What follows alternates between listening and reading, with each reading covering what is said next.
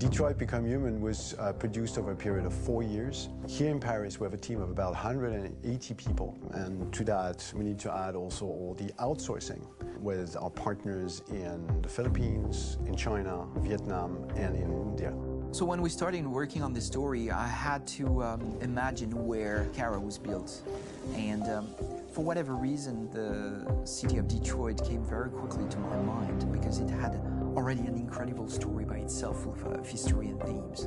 So we traveled there with the team, and we were really moved by what we saw, and we could really feel the desire to fight and really be born again. And we just continued this curve, this growth, and just imagine what Detroit would be like if the android industry was, using these huge factories to build androids there.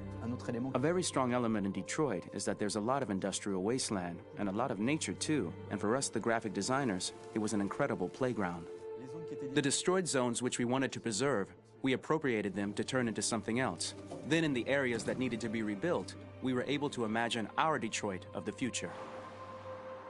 We didn't want to make a science fiction universe, but a world of anticipation.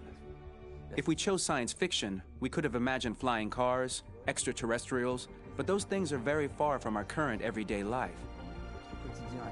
Anticipation is more about gleaning from our contemporary reality, the one we know, because Detroit is set in 2038, and 2038 is tomorrow.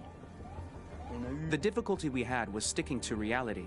That is to say, technology becoming more and more invisible, a lot more elegant, and at the same time, making it visual. So all the computer equipment, autonomous cars, we simply had to invent.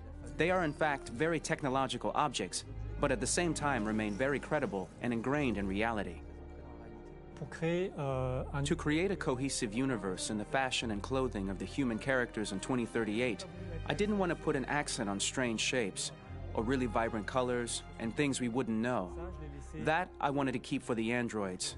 The goal was to create something familiar which we can identify with in this future setting. Working on the artistic direction for the androids was a bit special because this is a project about the place they could occupy in the human world. It was out of the question for them to be too beautiful or too perfect. They had to correspond to every social class, rich and poor. Inspired by everyday utilitarian clothes, I brought a modern touch by adding dynamic display surfaces, the armband we can see on the side, the triangle on the front and back, an LED. Like that, there's no confusion. Wait. You're sending an android? All right, ma'am. We need to go. You can't do that.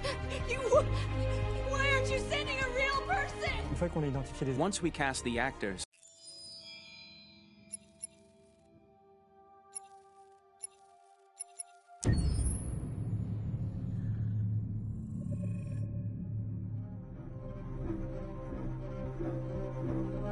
My name is Marcus. My name is Connor. My name is Kara. I am one of them.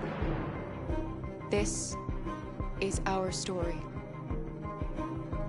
I think who Kara is, or how I would describe Kara, depends entirely upon who's playing her, because you have the option to make her multiple different people depending on the choices she makes.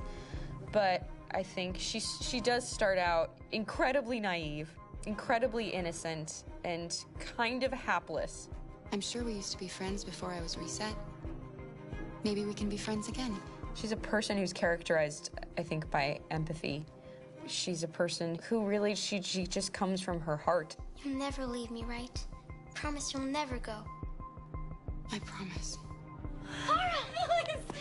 Are you okay? Are you hurt? Wait a minute. Leave her alone! Kara, leave her alone! The really beautiful thing that I've had the gift to be able to do is to essentially build a person from the ground up, because that's what she's doing throughout the game. And with every experience she has and every person she meets, she's building, first emotions and then the sense of judgment. And it's sort of an exploration of what it is to be a human. Don't worry. Luther and I will be right here.